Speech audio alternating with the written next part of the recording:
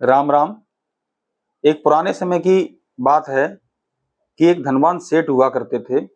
उनके 3 पुत्र थे। उनके पास अपार संपदा थी।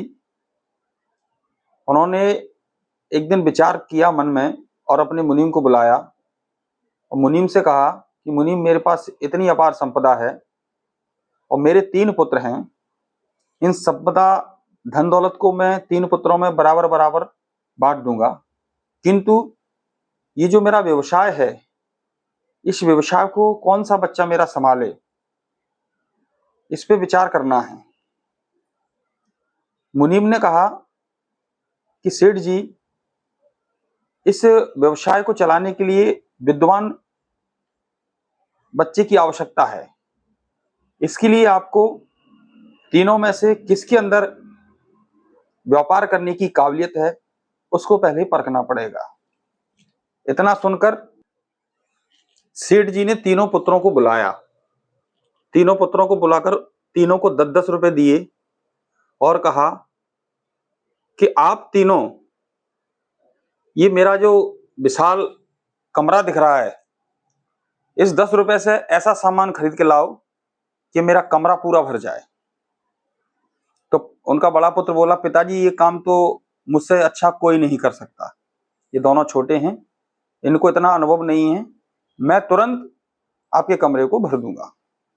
तीनों बाजार की ओर निकले।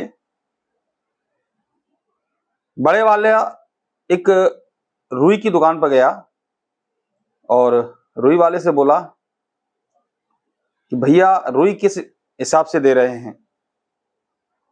रुई वाले ने कहा 2 रुपए का 5 किलो। वो बोला कि मुझे क्वांटिटी ज्यादा चाहिए, तो सही दाम लगा लो। उसने कुछ 1.5 रुपए के आसपास रुई का मूल्य बताया और रुई खरीद कर वो अपने घर लाया। घर लाके जैसे उसने कमरे में रखा रुई को, तो रुई एक कमरे में एक कोने में समा गई। उसने आके पिताजी को कहा कि पिताजी, मैं कुछ तो लाया, कमरे का कोना तो भरा, वो लोग तो कुछ नहीं कर पाएंगे। उसके बाद दूसरा बच्चा बाजार में घूमते घूमते उसने देखा कि हरी घास के बंडल एक बुढ़िया बेच रही थी। उसके पास जाकर बोला, दादी, ये बंडल क्या रुपए रेट दे रहे हैं आप? दादी ने कहा, बेटा, ये 50 पैसे का एक बंडल है। उसने अपना कैलकुलेशन लगाया और 10 रुपए में 50 बंडल वो खरीद कर घर लाया और कमरे के एक कोने में उसने रख दिया।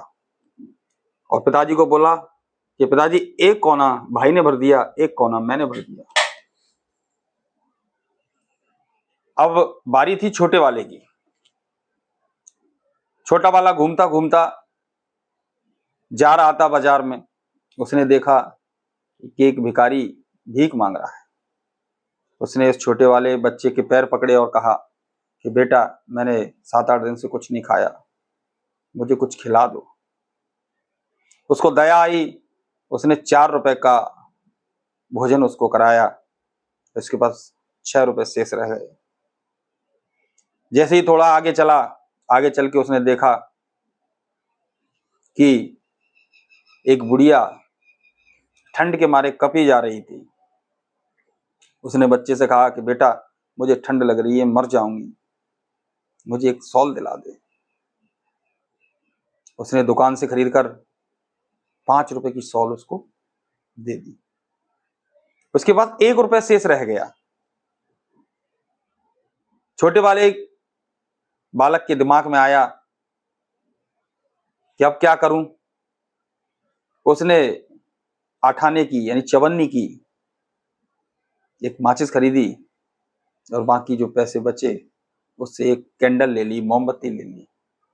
अब घर आकर पिताजी को बताया कि पापा, मेरे 10 रुपए तो भिखारियों में बट गए, मेरे पास 1 रुपया शेष रह गया था, जिसमें से मैंने एक माचिस और एक मोमबत्ती खरीदी।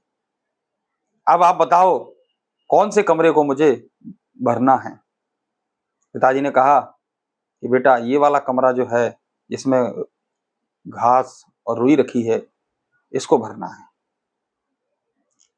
उसने पहले सब कमरे की लाइट बंद की और मोमबत्ती रखकर माचिस से उसको जला दिया। पूरा कमरा उजिले से भर गया। उसकी इस बुद्धिमानी को देखकर पिताजी बहुत खुश हुए और कहा कि बेटा, तू ही मेरे व्यापार को आगे बढ़ा सकता है। और दोनों बड़े वाले बालकों को कहा कि बेटा तुम इसकी मदद करना।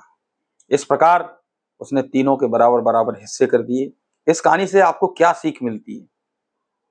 इस कहानी से सीख हमें ये मिलती है कि जरूरी नहीं कि बड़ा व्यक्ति समझदार हो, छोटे व्यक्ति भी समझदार होते हैं।